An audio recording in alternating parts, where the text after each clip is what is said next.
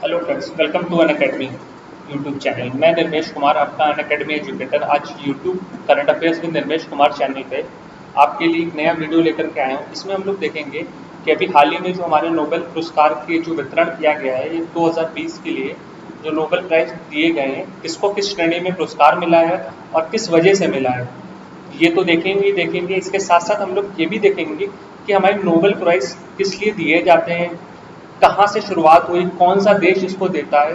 आइए सेशन को स्टार्ट करते हैं बिना समय गवाए। चलिए फ्रेंड्स, सबसे पहले इंट्रोडक्शन देखते हैं, नोबेल प्राइज़ है क्या आखिरकार। बेसिकली नोबेल प्राइज़ हमारा एक कोई सिंगल प्राइज़ नहीं है। बेसिकली ये हमारा 5 सेपरेट प्राइजेस को मिला करके एक हमारा नोबेल प्राइज़ दिया जाता है। जैसा कि आपने देखा है, नोबेल इसका नाम है, तो अल्फ्रेड नोबेल जो हमारे बहुत ही महान वैज्ञानिक थे, उनके नाम पे इसका नाम रखा गया है।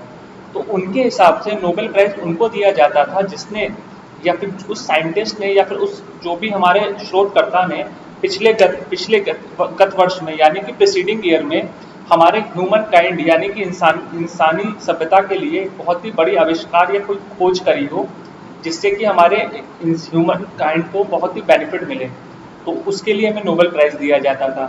पहला नोबेल प्राइज़ का हमारी शुरुआत जो हुई थी 1901 में हुई थी। जी हाँ फ्रेंड्स, ये क्वेश्चन भी आपके सामने पूछा जा सकता है कि नोबेल पुरस्कार की हमारी जो शुरुआत हुई थी वो किस सन में हुई थी, तो 2001 में हुई थी। ठीक है, अब हम लोग देखते हैं किस किस कैटेगरी में हमारे नोबेल प्राइज़ बेसिकली दिए जाते हैं।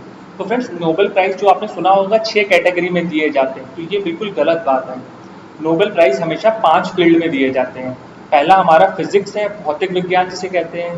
दूसरा हमारा केमिस्ट्री जिसे हम रसायन कहते हैं, फिजियोलॉजी और मेडिसिन में। चौथा हमारा लिटरेचर, और पांचवा हमारा शांति के लिए दिया जाता है। और एक छठा, जिसको आप लोग कई बार सुनते होंगे, 6 पुरस्कार हैं बेसिकली। छठा हमारा जिसको जो दिया जाता है वो 1968 में इसकी शुरुआत हुई थी। बल्कि ये नोबेल प्राइज़ इसका नाम रखा गया है, लेकिन ये नोबेल नहीं है। इसको नोबेल प्राइज़ की कैटेगरी में नहीं इंक्लूड किया जाएगा, बल्कि इसको हम लोग नोबेल मेमोरियल प्राइज़ के तौर पे गिनते हैं इसको। क्लियर है?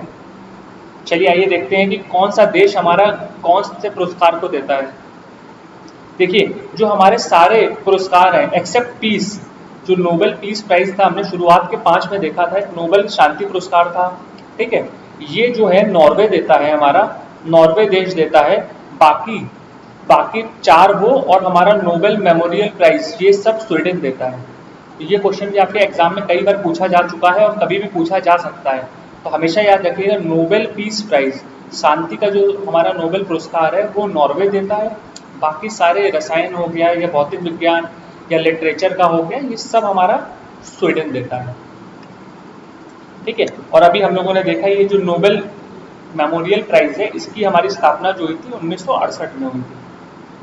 चलिए अब देखते हैं इस साल के अवार्ड्स किसको दिए गए। तो फ्रेंड्स, इस साल का जो हमारा भौतिकी का जो है, फिजिक्स में जो नोबेल प्राइज़ दिया गया था, वो 2 बेसिकली बड़े आविष्कारों के लिए दिया गया था। पहला जो हमारा दिया गया है, रॉजर पेनरोज को दिया गया है। जी हाँ फ्रेंड्स, रॉजर पेनरोज को दिया गया है। इन्होंने जो डिस्कवरी करी है ब्लैक होल की फॉर्मेशन की और थ्योरी ऑफ रिलेटिविटी को, दोनों को प्रेडिक्शन को, इन्होंने इसके बारे में गणना करी है। तो रॉजर पेनरोज को for the discovery that black hole formation is a robust prediction of general theory of relativity.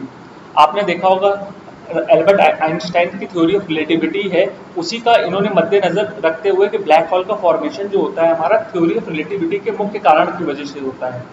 ठीक है, और भौतिकी में हमारा जो दूसरा पुरस्कार दिया गया वो हमारा रेनहार्ड गैलेंज को दिया गया और एंड्रे ग्रीस को दिया गया। रेनहार्ड गैलेंज और एंड्रे ग्रीस, इन्होंने क्या किया है, इन्होंने भी हमारे गैलेक्सी जो सुपर मैसिव कॉम्पैक्ट ऑब्जेक्ट है वो हमारे गैलेक्सी के सेंटर में मंडराता रहता है, उसकी खोज के लिए इनको मिला है। ठीक है, मतलब इनकी खोज क्या है, हमारी आकाशगंगा के केंद्र में जो सुपर मैसिव कॉम्पैक्ट वस्तु है उसकी खोज के उपलक्ष्य में इनको जो है रेनहार्ड गैलेन और एंड्रे ग्लीस को अवार्ड मिला है फिजिक्स में। ठीक है, चलिए अब देखते हैं केमिस्ट्री में किसको मिला है, यानी रसायन में किसको मिला है। तो रसायन में जो हमारा इस साल का अवार्ड मिला है इमैनुअल चारपेंटियर और जेनिफर ए अडुआ को मिला है। इन्होंने क्या किया, जीनोम एडिटिंग। आपने देखा होगा कि हमारा डीएनए की एडिटिंग के लिए हम लोग जीनोम एडिटिंग हम लोग को करना होता है। तो जीनोम एडिटिंग के मेथड को डेवलप करने के लिए हमारे इमैनुअल कारपेंटर और जेनिफर ए अडुआ को केमिस्ट्री का यानी कि रसायन का नोबेल पुरस्कार 2020 का से सम्मानित किया गया है। आइए और देखते हैं किसको मिला है। फिजियोलॉजी और मेडिसिन में किसको मिला हुआ है। आपने देखा ही है कि जैसे हेपेटाइटिस बी का हमारा वैक्सीन आता है, ऐसे ही हमारा हेपेटाइटिस सी वायरस का अभी तक कोई इलाज नहीं पैदा हो पाया है। तो हार्वी जे अल्टर, माइकल हॉस्टन और चार्ल्स एम राइस, इन 3 व्यक्तियों ने हमारे हेपेटाइटिस सी वायरस की डिस्कवरी की है। ये वायरस आपने देखा होगा कि लोगों के शरीर में जाता था और उनके लीवर को इन्फेक्ट करता था, जिसके बाद उनकी डेथ हो जाती है। क्योंकि हेपेटाइटिस सी का वायरस ऐसा होता है कि आपके ब्लड में, यानी कि आपके रक्त में ये घुल जाता है और पूरा रक्त को आपके बेसिकली प्रभावित कर देता है। और रक्त आप जानते हैं कि लीवर में से हमारा लीवर में जाता है, तो लीवर को वो इन्फेक्ट कर देता है। तो लीवर हमारा क्या होता है, डैमेज होना शुरू हो जाता है, जिसमें आपने देखा होगा इसमें खास तौर पे बीमारी होती है लिवर सिरोसिस। अगर आपने इसका नाम सुना होगा, लिवर सिरोसिस जो होती है हमारी, ये हेपेटाइटिस सी की वजह से होती है। ये हमारी इरिवर्सिबल बीमारी होती है कि मतलब जिसको ये बीमारी हो जाती है तो वो नामुमकिन होता है कि वो दोबारा ट्रीट हो पाए या सही हो पाए। ठीक है फ्रेंड्स, तो इसके लिए फिजियोलॉजी और मेडिसिन के लिए हार्वी जे एल्डर, माइकल हॉस्टन और चार्ल्स एम राइस को दिया गया है। इसके बाद साहित्य का नोबेल प्राइज इन लिटरेचर 2020 का जो दिया गया साहित्य का, वो लुइस ग्लुक का दिया गया है। लुइस ग्लुक ने हमारा क्या लिटरेचर या साहित्य का हमारी खोज करी इस साल।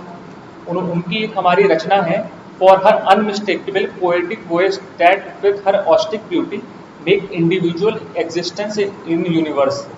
मतलब अपने जो इन्होंने एक अपने सार्वभौमिक अस्तित्व पे एक किताब लिखी हुई है, मतलब इंटरनल फीलिंग्स को दर्शाते हुए, उसके लिए इनको लुइस ग्लुक को ये अवार्ड दिया गया है। ठीक है फ्रेंड्स, और इस साल का नोबेल पीस प्राइज जो कि आपने देखा, अभी मैंने बताया आपको, जो कि नॉर्वे द्वारा दिया जाता है। नोबेल शांति पुरस्कार जो होता है हमारा नॉर्वे द्वारा दिया जाता है। ये हमारा वर्ल्ड फूड प्रोग्राम को दिया गया है। विश्व खाद्य कार्यक्रम जो है हमारा WFP को दिया गया है। किस लिए दिया गया है? For its effort to combat hunger, for its contribution to bettering condition for peace in conflict affected areas and for acting as a driving force in effect to prevent the use of hunger as a weapon of war conflicts। मतलब उन इलाकों में जहाँ पे हमारी भूखमरी की समस्याएं हैं और जहाँ पे शांति की खास तौर पे ज़रूरत है, तो उन्होंने खाद्य सामग्री को इस तरह से प्रोजेक्ट करा है या इस तरह से इन्फिल्ट्रेट किया है ताकि जो हमारा जो हमारी लड़ाई की दिक्कत है, जो विवाद का समस्या है, वहाँ पे भूख का समस्या को समाधान दिया जा सके उन इलाकों में, to prevent the use of hunger as a weapon of war and conflict. ठीक है, चलिए, तो ये हमारा कुछ इस साल का जो नोबेल पुरस्कार दिए गए थे इन 5 स्टडी में, वो मैंने आपके सामने डिस्कस किया है। तो आप लोगों को इसी तरह की और चीज़ें डिटेल में जानकारी चाहिए तो फ्रेंड्स आप लोग अनअकैडमी के ऐप पे आकर के मुझसे पढ़ सकते हैं। मैं निर्मेश कुमार आपका अनअकैडमी एजुकेटर हूँ। अभी मेरा जो RO का नया बैच शुरू हो रहा है 23 नवंबर से। इसमें मैं इकोनॉमी के कॉन्सेप्ट्स को आप लोग के लिए लेकर के आने वाला हूँ। तो जिसने भी अनअकैडमी ऐप अभी तक नहीं ज्वाइन किया है, आप लोग उसको ज्वाइन कर लीजिए। 23 नवंबर से मेरे 2 बैचेस शुरू हो रहे हैं, इकोनॉमी का और एक करंट अफेयर्स का। ठीक है, इसके अलावा अभी 24 तारीख से हमारा अनअकैडमी पर एस्पायर बैच शुरू हो रहा है। इसमें हम लोग जो भी PCS का 2021 के स्टूडेंट्स को फाउंडेशन के लिए प्रिपेयर कर रहे हैं। खास तौर पे ये बैच उनके लिए है जो लोग वर्किंग हैं, जो लोग जॉब में हैं, बच्चे जिनके पास समय नहीं रहता सप्ताह भर पढ़ाई करने का। तो ये बैच जो है हमारा स्पेशली सैटरडेज और संडेज को रहा करेगा और हर शनिवार और इतवार को 6-6 घंटे की क्लासेस रहा करेंगी। ठीक है, 3 घंटे की एक सब्जेक्ट की, 3 घंटे के दूसरे सब्जेक्ट की, ताकि हफ्ते भर आप अपनी ड्यूटी कर सकें, अपने जॉब कर सकें, और बाकी के 2 दिन अपने सपनों को पूरा करने के लिए SDM डिप्टी SP की जो आपने सपने देखे उसको पूरे करने के लिए मेहनत कर सकें अनअकैडमी पर। तो इस बैच में मैं 24 तारीख से यानी कि परसों मैं आपके लिए इन्वायरमेंट एंड इकोलॉजी का कोर्स लेकर के आ रहा हूँ। ये कोर्स हमारा रात में 8 बजे से लेकर रात 11:15 बजे तक चलेगा। ये हमारा सैटरडे और संडे को स्पेशली बैच रहेगा। ठीक है, और जिन बच्चों ने भी अभी भी अनअकैडमी नहीं ज्वाइन करा है, आप लोग अनअकैडमी को तत्काल ज्वाइन कर लें।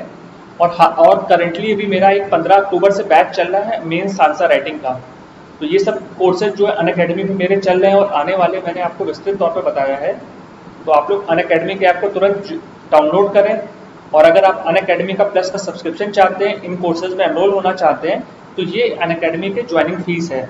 अगर आप 2 साल का कोर्स लेंगे तो 8400 रुपये का आपको पड़ेगा। वहीं अगर आप मेरा रेफरल कोड निर्मेश यूज़ करते हैं तो ये कोर्स में आपको 10% की डिस्काउंट मिल जाएगा। तो डिस्काउंट के बाद ये आपको 7640 रुपये का कोर्स पड़ेगा, और ये कोर्स आपका पड़ेगा 6300 रुपये का 1 साल का। तो अगर आपको अनअकैडमी का ऐप डाउनलोड करके प्लस सब्सक्रिप्शन लेना है तो आप निर्मेश कोड का यूज़ करके अनअकैडमी पे प्लस सब्सक्राइबर बन जाइए और इन कोर्सेज के लिए फ्री ऑफ कॉस्ट एनरोल कर लीजिए। तो फ्रेंड्स ठीक है, मिलते हैं अनअकैडमी ऐप पर, और कमेंट में अपने डाउट्स को, जो भी डाउट्स हो अनअकैडमी से रिलेटेड, कैसे ज्वाइन करना है, कैसे सब्सक्रिप्शन लेना है, कमेंट्स में करिएगा। अनअकैडमी की टीम या मैं आपको रिस्पॉन्स दे दूंगा।